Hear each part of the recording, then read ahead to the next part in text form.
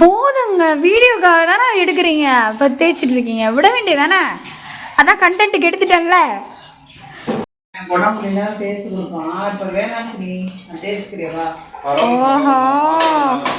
நிறைய இருக்குமா, தப்பு இல்லம்மா.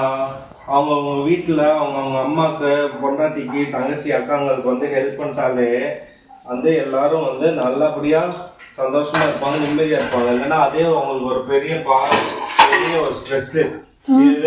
பொம்பளைங்க தான் பண்ணணும், ஆம்பளைங்க தான் பண்ணணும்னு வந்து யாருமே கடவுள் சொல்லல, யாரும் எழுதியும் வைக்கல. பாட்டேன் யார் வேணாலும் செய்யலாம், எப்போ வேணாலும் செய்யலாம். முடிஞ்ச அளவுக்கு அவங்க வீட்டுல உதவி பண்ணீங்கன்னா பெண்கள் வந்து கொஞ்சம் வந்து ரிலாக்ஸா, ஸ்ட்ரெஸ் ரிலீஃபா, சந்தோஷமா. இல்ல அதெல்லாம் என் வீட்டுக்காரர் பாத்திரம் தேய்ச்சி கொடுப்பாரு.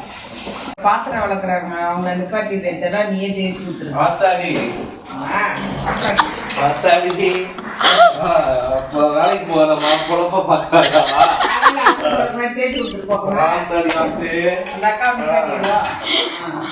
அப்புறம் ஈவினிங் ஜிம்முக்கு போகலாமா? ஆபீஸ்ல போய் வேலை பார்க்கணும், வீட்டுல வேலை பார்க்கணும், ஜிம்ல வேலை பார்க்கணும். 8 மணி நேரம் தூக்கம் முடிஞ்சு போச்சு. சொல்லி 8 மணி நேரம் கூட இல்ல, 6 மணி நேரம் தான் தூக்கம். இப்பெல்லாம் நீ ஜிம்முக்கு போனா வீட்டு வேலையை பாரு, நல்லது. வீட்டு வேலையை பார்த்தாலே போதும், ஜிம்முக்குலாம் போகணும். அது சரி. எல்லாமே பண்ணணும்னா இதுல சைவம் வேற, இதுல சைவம் வராத ஆளு இல்ல.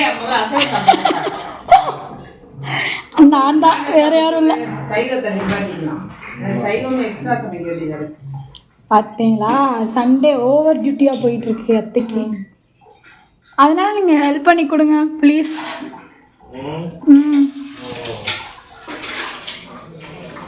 அப்பா அப்படி வந்து பேசணும்னா சந்தோஷப்பட்டு அப்பா கிச்சன் எப்பவுமே வரமாட்டாரு.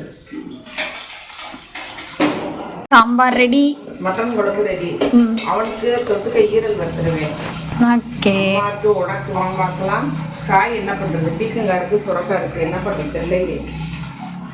பார்த்தீங்களா, வெஜ் டிஷ் வேற. ஓகே தான்.